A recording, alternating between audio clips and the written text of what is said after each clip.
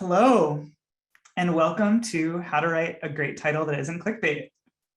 Thank you for joining this workshop. It's really great to see everyone in the chat joining from all over the world. Before we get started, we are going to close the chat so we can focus on the workshop, and we will have Q&A later on in the workshop. So feel free to drop questions in the Q&A box as we go along. My colleagues, Amy and Miranda, are here as well, and they will be monitoring the Q&A, but it's really nice to see everyone.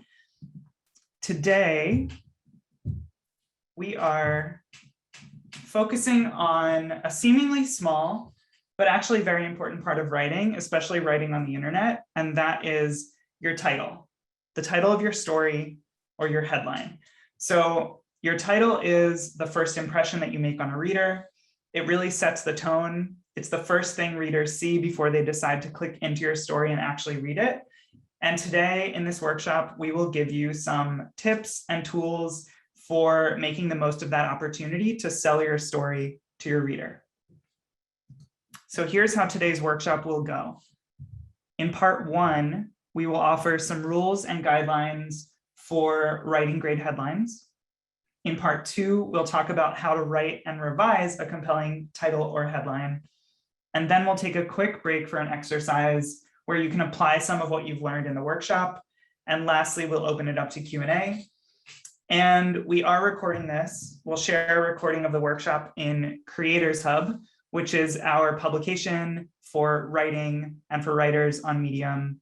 And we will share that recording as soon as it's ready. So by the end of this workshop, you should have a deeper appreciation for how a title or a headline helps and hooks your reader and really helps you engage them. You should also have some tips and tricks for quickly and confidently writing or revising a compelling headline. And you should have a greater appreciation for how headlines work and how they can really help you grow your audience and communicate your message to your writers. To your readers, rather. And with that, I will introduce today's speaker, Ross McCammon. So Ross and I work really closely together here at Medium. Ross is Director of Creator Support at Medium. Ross is also a former magazine editor at GQ, Esquire, and other publications. Ross is also the author of the book, Works Well with Others, Crucial Skills in Business No One Ever Teaches You. And I will also just say internally at Medium, Ross is our resident headline expert. He's the person that I go to when I have questions about a headline, and he has decades of experience working with headlines and using them to engage readers. So I'm very excited for this workshop, and I will turn it over to Ross. Thank you so much, Harris, for that extremely kind introduction. I may be the person that people come to for headline help. Harris is the person at Medium that people come to for everything else. So I just wanted to return that compliment. Thank you so much for joining me today. I'm super happy to be here in front of you, actually on camera. I'm usually part of the back end of this stuff on the periphery, so it's great to be here actually directly speaking with you today about this subject that is near and dear to my heart and that I've spent a lot of time thinking about and in my career, and it's been a huge focus of my work both at Medium and other places. And I have a lot of thoughts on it, and I'm finally able to share those thoughts, so it's great to be here. I wanted to start out with a quote from a story on Medium's Creators Hub, and I noticed that Amy put a link to Creators Hub in the chat, and Creators Hub is an amazing resource for all of you, anyone who cares about writing, wants to learn about writing on Medium, but learn about writing and anywhere else. This comes from a story on how to write headlines. We have quite a few stories. We just posted one today that's a companion piece to this this workshop, and I'll just read this because I think it really helps ground what we're going to be talking about today. I mean, you don't want readers asking, what is this story about? Why is this relevant? What will I learn? You want the headline itself to be so clear that the only thing they need to ask themselves is, am I interested in this story? And that's really it. I mean, that's what we want people to do when they encounter a headline or title, as we call them on Medium. We just want to give people enough information that they can feel confident that they should click. And just a reminder, I'm going to be saying headlines a lot today. The title or headline of this workshop is how to create a title. Those two terms I'm using interchangeably. The reason why we refer to them as titles sometimes at Medium is because when you're in the Medium editor and you're writing on Medium, that space is referred to as title, and the space right before it is referred to as subtitle. So I'll be saying headlines because that's sort of the convention of, I think, the internet and also journalism. So we're going to go with headlines today, but know that that means titles within Medium. But first, before we get started, let's take a quick poll, and one of my colleagues is going to make this happen. And which of these do you think is the best headline? And I have to tell you, I find this to be kind of a tough one. So there we go. Almost 60%, how to write irresistible headlines in 5 steps. So yeah, we'll come back to this. I'll refer back to this a little bit later when we talk about specifically how-to headlines work. And I thought it would just to table set a little bit. I just sort of looked around Medium before as I was putting together this deck, and these are some headlines that jumped out at me just from my feed and from various people that I follow on Medium. And I thought it would just, I just wanted to ground us in actual real existing headlines that are on Medium. Some of these break some rules that you'll hear about today, but I think they're all compelling.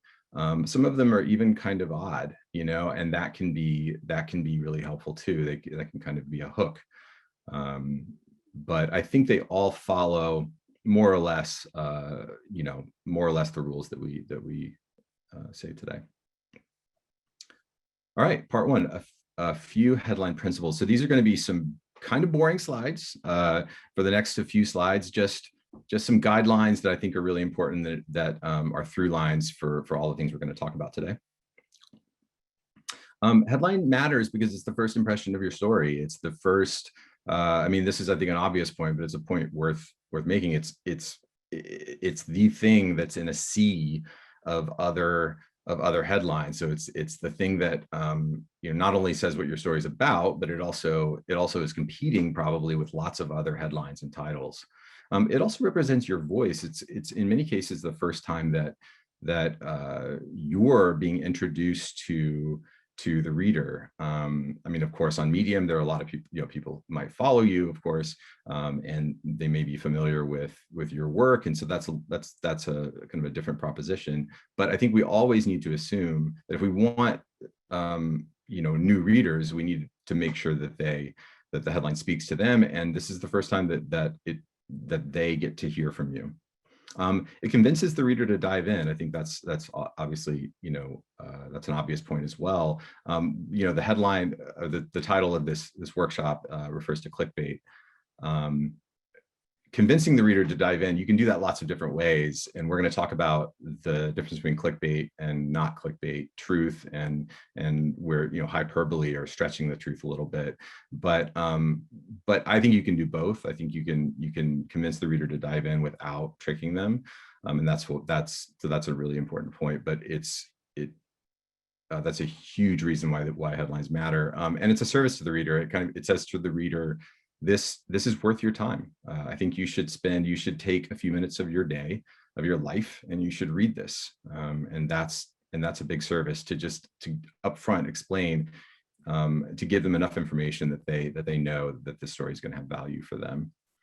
And it helps readers find your story. It's important to have keywords in your story, if only for kind of on-page discovery. I think that you'll find that a really well-written headline has those kinds of keywords that we think of when we think of search, etc. But just helping people know what your story is about. Your headline needs to be direct and clear, and do that. Don't make the reader work. readers don't want to think when it comes to headlines. They don't want to, they want it to be spoon-fed to them. So don't make the reader work. Use the right language for your audience. You know, anything that might be considered jargon by a reader is not going to work for a headline. If you're speaking to a specific audience and that 100% of that audience or most of that audience understands what might be considered jargon for another audience, is fine. Then you're speaking in broad terms to a specific audience. But jargon, if you're trying to reach a wide group of people, jargon doesn't work. Focus on what's interesting. This is another point that I have to remind myself of when I am writing a headline, that I don't have to be comprehensive. We don't have to fit every single thing that this story is about in the headline. We can focus on one particular aspect of the story as long as that aspect represents the entire story. And here are two, I think, really helpful questions to ask, not only when you're writing a headline, but when you're writing, period. And that is, so what and why now? So what is, why does this matter? Why would my audience care about this? And a lot of times when you're writing, it helps you make some adjustments in the writing and helps you when you're revising and editing, that I need to make sure I get the so what in there.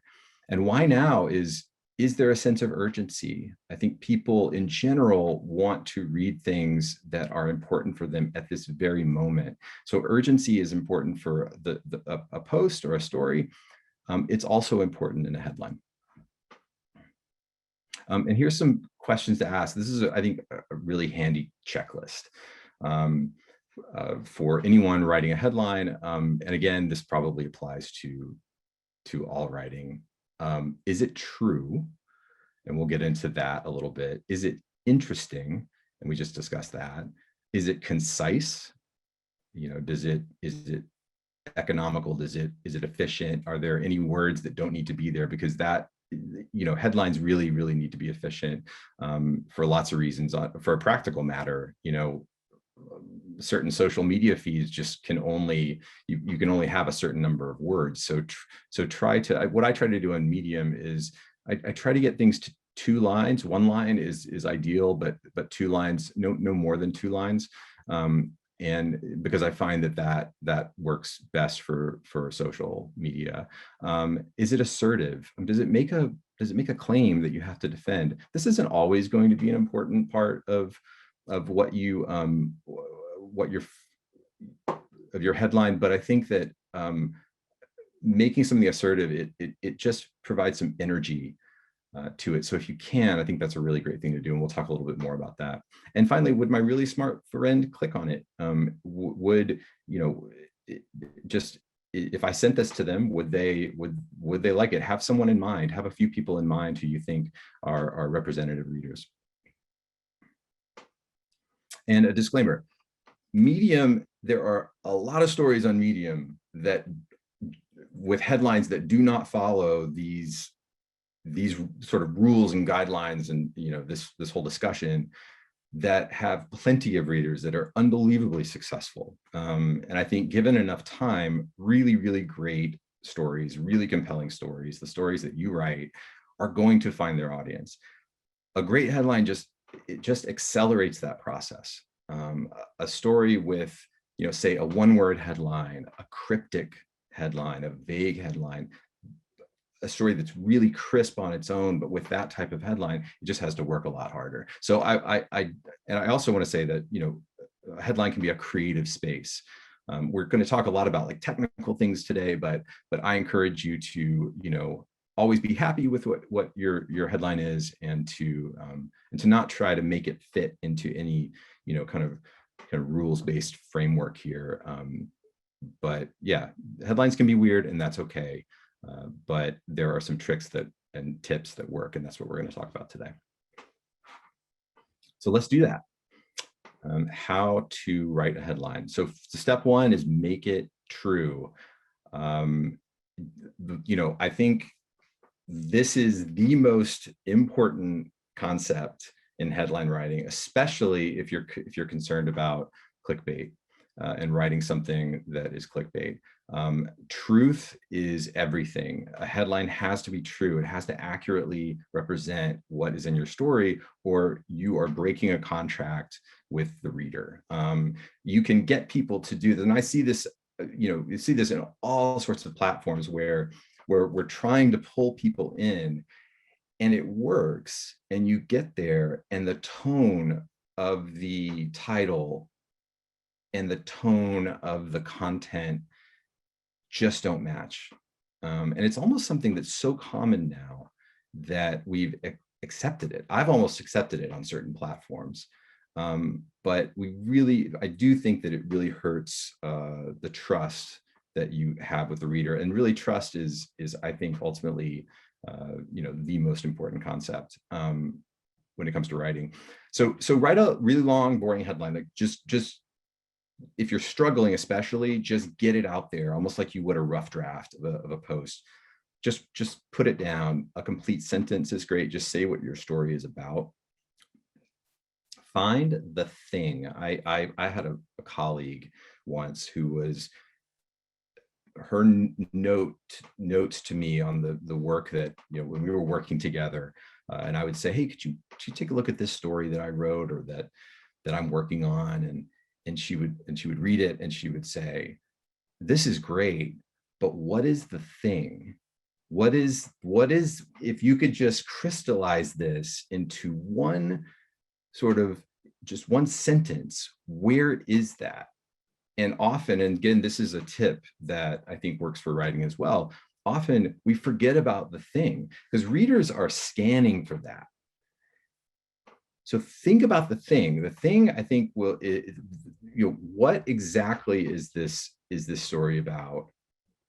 And it can be long and kind of clumsy. Let's take a look at two headlines that actually ran on Medium that I think, well, I can tell you, I know one of them was kind of the first stab at this because I wrote it.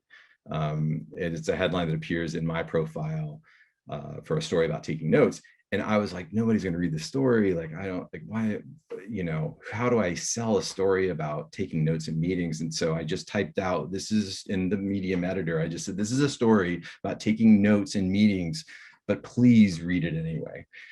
And I just looked at it and I go, you know what? I'm going to go publish, done. And that story actually did really well. It did really well. It's a little long, but it's honest. Here's another example: is this terrifying chart helps me get things done. That feels like that might have been the first stab. Again, sometimes these work. Often they don't. If I was writing a headline, let's say if I was writing a headline for this workshop, I might say headlines are important because they make a promise to the reader. That's true. It's not super compelling, not super clickable. So I may kind of work on that. So, and that's what our next tip is going to be about. How to make a headline interesting. So step 2, make it interesting. Ask yourself if you would click on this headline. Simple. Do the social test, which is like, imagine this appearing not on Medium, but on some other platform, maybe, Facebook or Twitter or any other space, even an email subject line. Would it be compelling there? Make it irresistible. Make it just really, really difficult for people not to click on it. Change sort of words that I think are kind of quiet words to words that are richer and more evocative, and relate to your reader. Situate your story in the reader's experience, life, the world that the reader inhabits, and leave a curiosity gap. Don't give everything away. I think that's a really, really important thing. Let's take a look at this example here that is on the slide. We have a headline, an original headline and a revised headline. And I think that the original headline uses, I'll just read it: how deep acting at work can change your outlook. To forget, fake it till you make it, try this instead. The second headline is something I've heard of.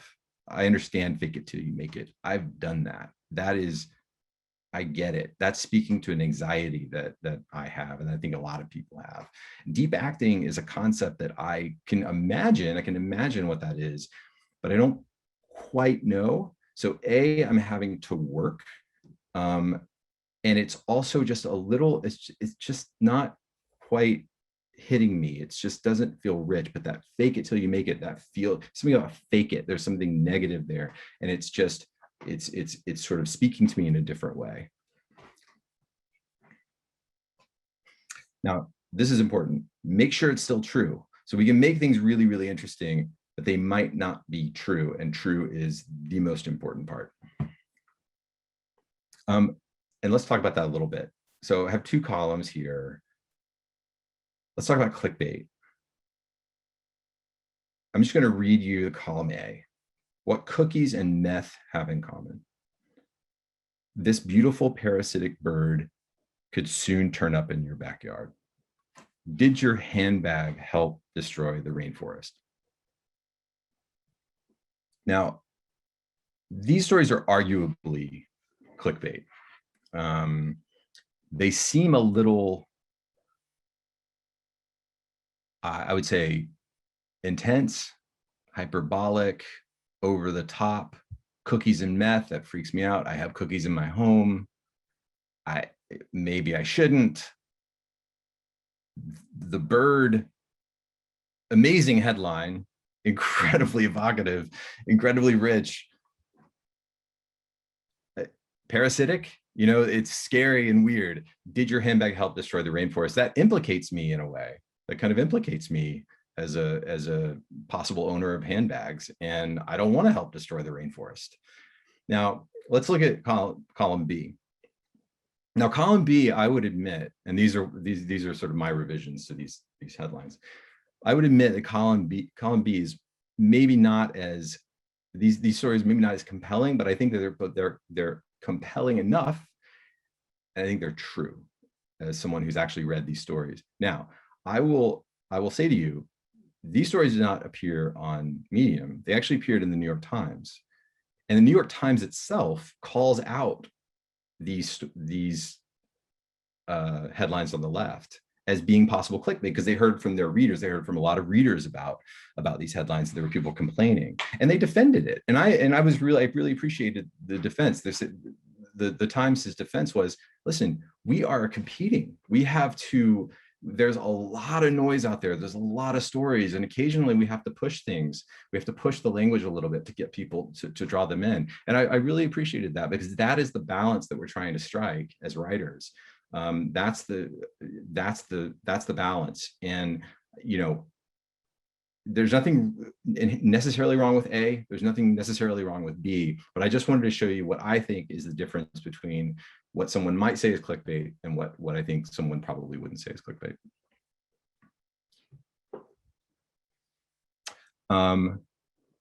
Make your headline concise is the next step.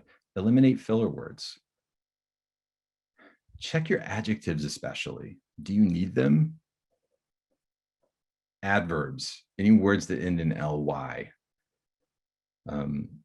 This is like the Stephen King rule, the novelist. He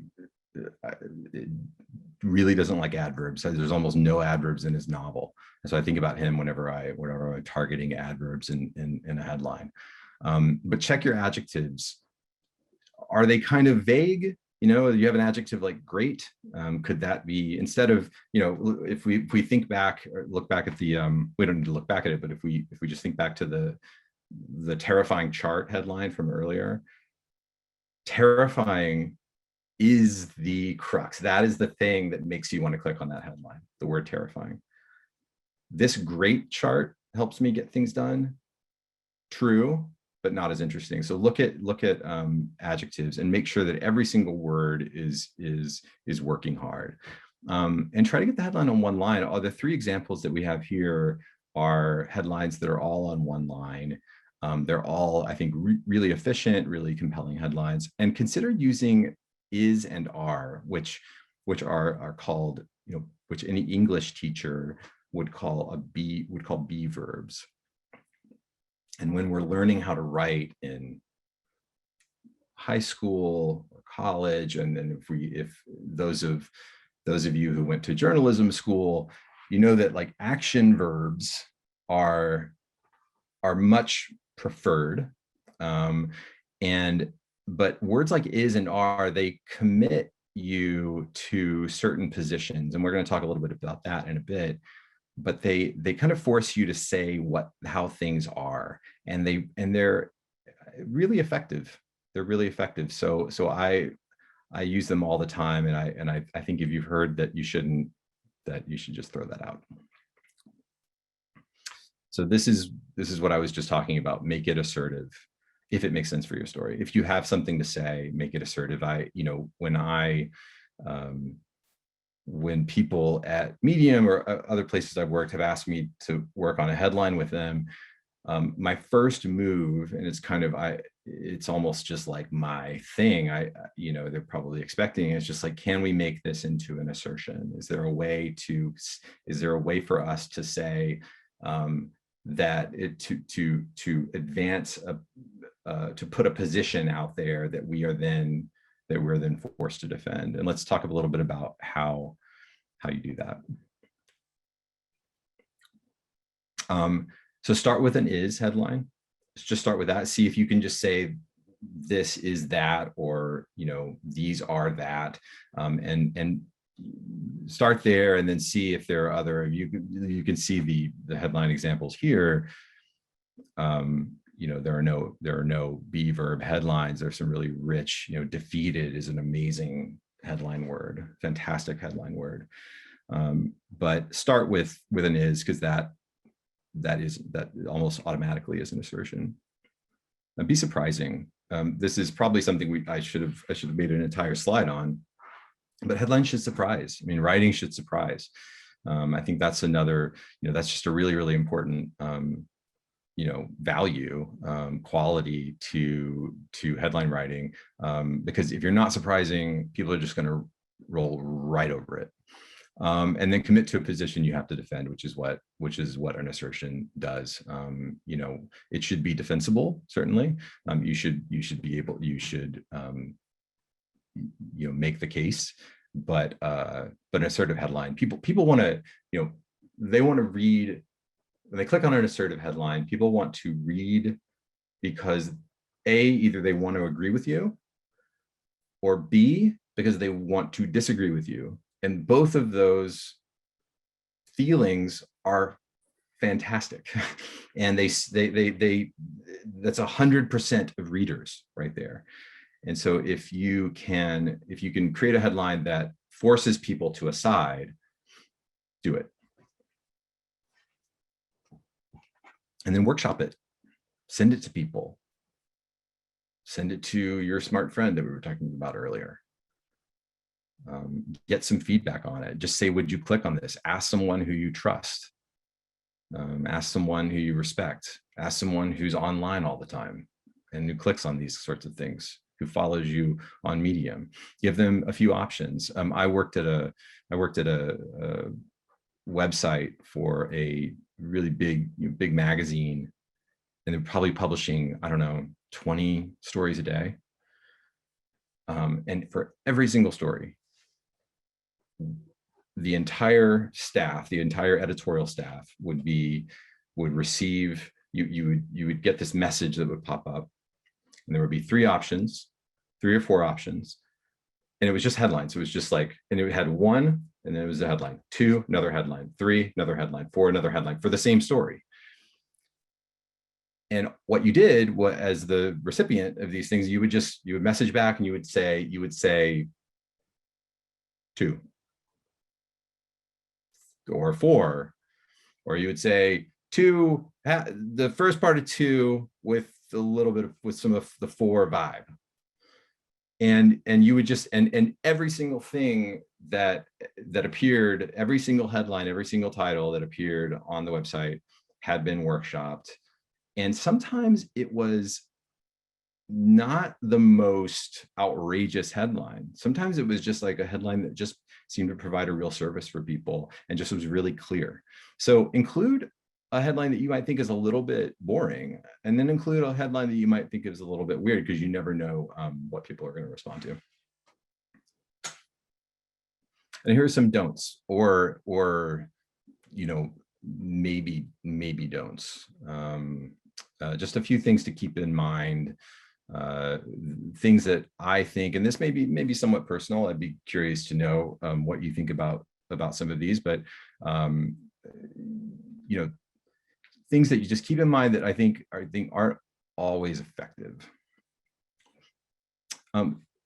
Questions are a go-to for headline writers, especially for people who have to write headlines for lots of different stories. Like if you work at a website and your job involves headlines, questions are like great, because it's just, you just look at the story and you just figure out what's the question, and all stories are trying to answer a question. It's like that's what a story does.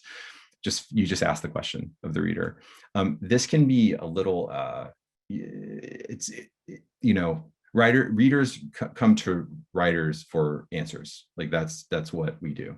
We answer questions, questions that maybe the reader didn't even know or didn't have until we asked them. But just make sure you know the answer to the question that you're asking, because, for instance, do you actually need to floss? The reader is definitely going to want to get a definitive answer on that.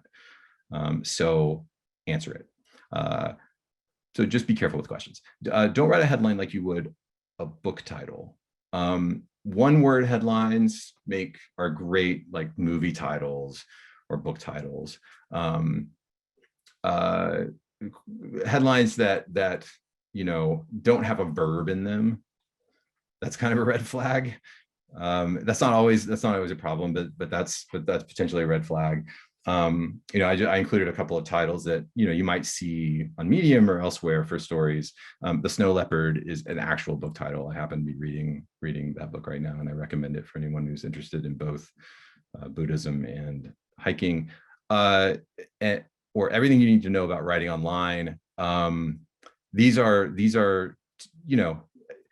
feel like stories. They feel like big epic things, and maybe suggest to the reader, this is going to be long. This is going to be kind of involved, a lot of commitment. I'm not going to click on that. Easy on the gerunds. Gerunds are words that end in ing. As anyone who works with me knows, I'm not into gerunds in headlines. I just find that they feel a little weak, and that you're not really committing to a position. So easy on the gerunds. Oh, and go ahead and advance the slide here.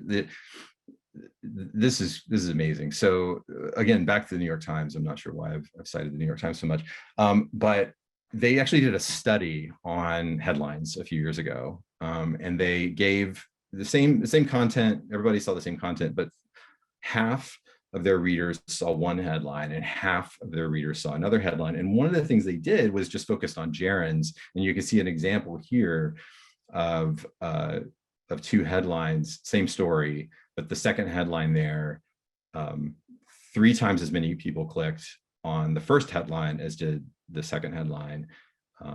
Absolutely, supporting my position that I've been just like hammering home for years and years and years. So I just wanted to say there's actual data. There's actual data that people, are not as inclined to click on a gerund headline.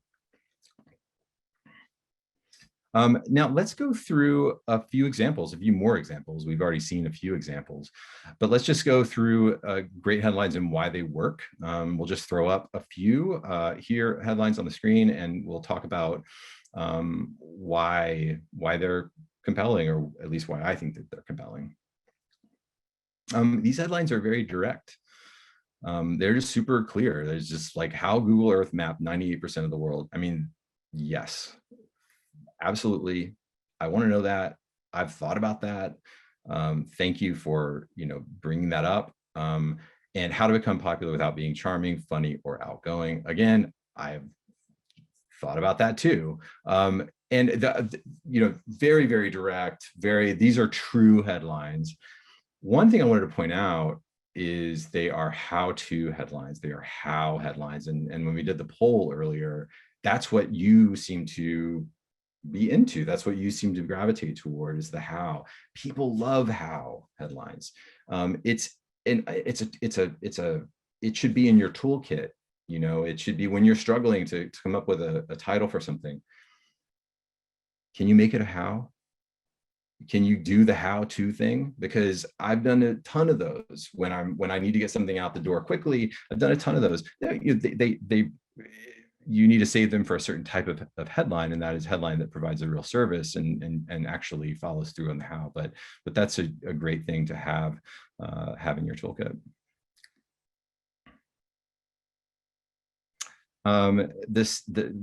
Here's a revision. The second headline is concise and it validates feelings that people already have. Slow exercise is a form of resistance. That's a really beautiful, it's actually a very evocative headline. I don't really know what slow exercise is. It's hard for me to bridge slow exercise and form of resistance. I'm doing some work. I'm thinking about that. Go look at the second headline. In defense of the super low-key workout. I should be working out. I like low-key things. Super is fun. And in defense, yes, you're validating feelings that I already have. That's kind of how I want to work out. Thank you. You're going to tell me that I'm right. Validating feelings that people have is really, really important if that is what your story does. These headlines make clear, enticing promises, and they suggest real value, but they leave a curiosity gap, which is, we referred to that earlier.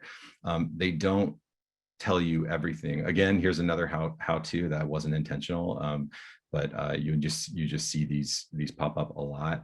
An embarrassing story is a secret weapon at work.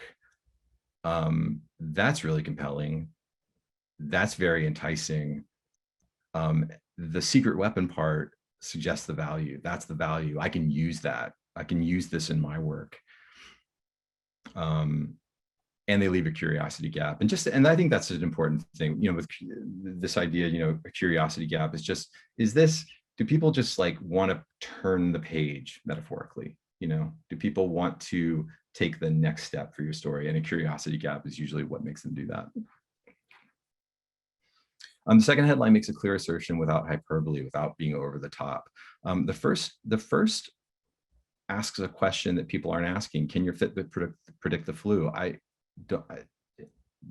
think I don't even need to. Could it ever have done that? Is there any possible way like this? And then, but I think the second headline is more responsible. It's more, it just feels more real to me. It doesn't feel like clickbait, and I think I'm more likely to click on it. These headlines feel urgent, and they represent an effective use of you. We've talked about how to. You is also another great thing to have in your toolkit, and that's best for when you want the reader to clearly see how the story relates to them, by explicitly referring to them. I mean, the thing about you is that it centers the reader explicitly in the conversation, and that's very compelling. I mean, I think what people are reading your work, but what they're trying to find out about is themselves. They're trying to figure out their lives. They're trying to understand the world as they see it. You headlines speak directly to that need. And again, it's a very compelling approach if it works for your story. And I think, the content, I think, needs to be very oriented toward the reader. And then is best for personal stories that are specific to the writer. Narratives, TikTok stories, not the platform, but types of stories are you can use I, and it's about observation. When you're asking the reader to observe something very interesting, you're really centering yourself, and the reader gets it right from the get-go. And I just wanted to point out a few Medium creators who I think are writing very compelling headlines. Just a handful of Medium creators who I'm always looking for their stuff in my feed and clicking on it. Clive Thompson, magazine writer. What I learned about my writing by seeing only the punctuation. That's so cool and weird and fun. A search engine that finds you weird old books. A game that blends Fortnite with Scrabble. Just want to point out, no verbs. We talked about that verbs are important in everything, all writing, but definitely headlines. But sometimes they don't need to be if they're rich like this. Devin Price is a social psychologist. Autism is not my personality. That's a clear assertion. No, eating a hot dog doesn't take 36 minutes off of your life. I love that that's speaking to, that sort of validating feelings that I have about kind of, maybe too much focus on what we eat and how it affects our lives. Productivity will go down this year, clear assertion. How to write more often. I mean, I probably, almost everyone in this workshop would like to know that, or at least, is interested in what Sophie has to say about it. Sophie, by the way, is an amazing illustrator and writer. You don't need another new notebook. Again, very validating. You should be looking at birds. Weird thing to see in my feed, but funny and compelling in its own way. And now we're going to do a short, very simple exercise, and I'm going to kick it over to my colleague, Harris. Hello. Ross, that was great. Thank you.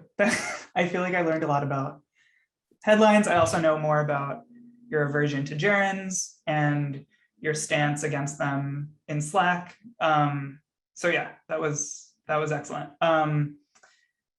And I thought the New York Times comparison was fascinating. So we are going to pause and give you a little bit of time to apply what you've learned through this workshop. Something that we do, Ross sort of alluded to it with the magazine example, but something that we do a lot internally at Medium is if we're writing or editing something, we will take a sample headline and then just hash it either individually, or we'll hash it with our colleagues and try to come up with a bunch of alternatives for that headline. So in this exercise, you're going to rewrite one of your own headlines. So find a headline from a story that you've written. Maybe it's something you published on Medium. Maybe it's something you've published somewhere else. Or you can think of a headline idea for a story that you have not written yet and brainstorm 3 to 5 alternative headlines using what you've learned in this workshop. We'll take 1 to 2 minutes to do that, and then we'll come back. Okay, so I think this is an exercise that I'd recommend doing with any story that you publish. Before you publish it, take the headline and then brainstorm a bunch of alternatives. It can really help you land on a stronger headline than what you had initially.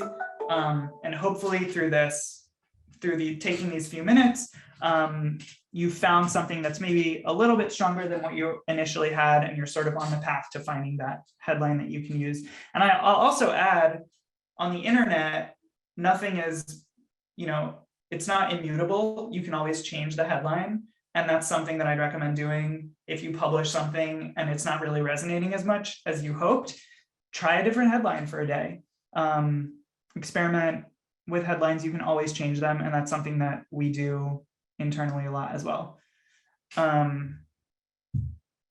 So now we'll move into Q&A. Ross will take questions and we will try to get through as many questions as we can in the time remaining.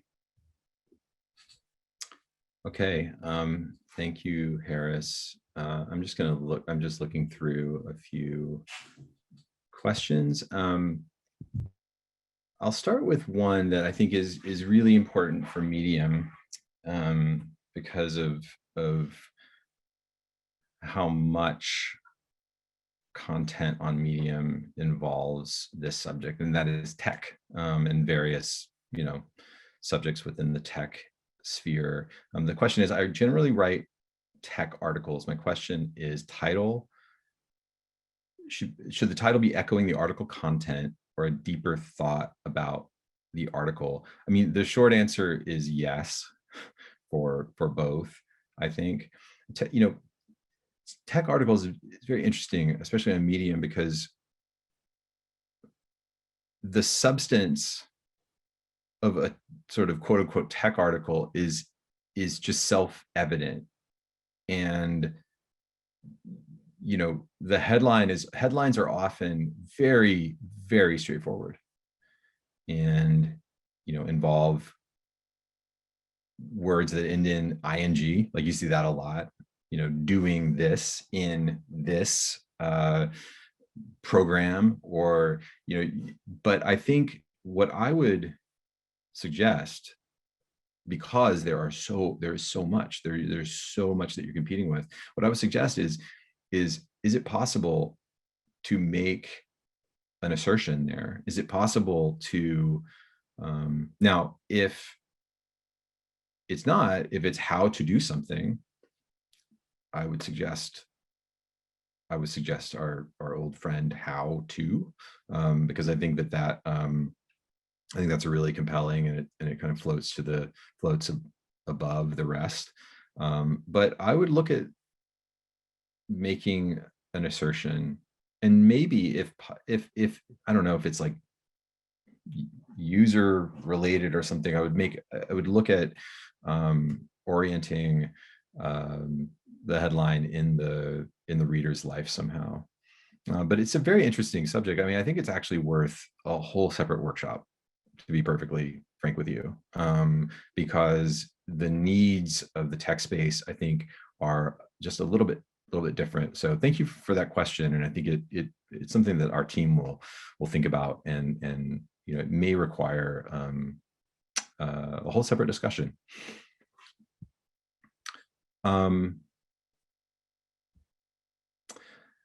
Okay, we have one question. I'm a bit confused. You're warning us about clickbait, but you're also suggesting we be assertive or provocative. Where's the line? I once had a boss, an editor-in-chief of a magazine, who his note to me and to his staff of editors was often, "Where's the provocation?"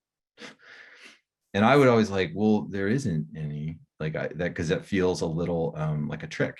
It feels like a trick. It feels like we're just sort of poking a stick at the reader or something and saying, hey, read this, this is really important. I think that clickbait isn't clickbait if it represents your story in a full way. If it represents the truth of your story in a full way. And when we talk about, is something true, I think it's pretty easy to know if your headline truth, and there always is one, is matching your content truth. Provoke if your story provokes. That's not clickbait. Make an assertion if your story makes an assertion. That's not clickbait. I love this question. Do you create headlines last? Yes, but I often create sub-headlines or subtitles first, because subtitles, and that's a whole other thing, and that opening up a can of worms, but the subtitle is the thing that's right under the headline, and often it's just a more, I don't know, sort of expansive indication of what your story is going to be about. That I will often write first, because that has the thing. We talked about the thing a little bit earlier, the nugget, the kernel. In journalism or in newspapers, you call this the nut or the nut graph, which is like, it's about 4 or 5 paragraphs down. In any story, pick any story in any news outlet, and if you go about, sometimes it's at the top, but if you go about 4 or 5 stories down, you'll find the thing that has every single thing you need to know about it. That is the nut graph.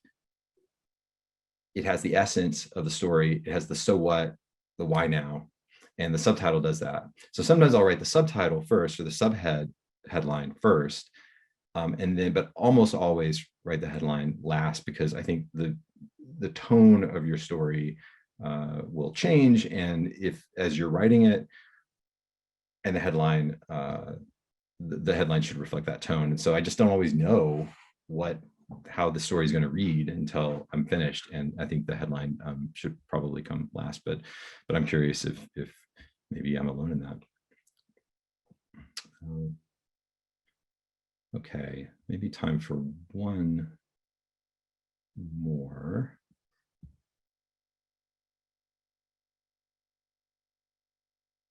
Okay, a lot of my titles try to be to the point, like when doing show recaps, or they sum up the main argument.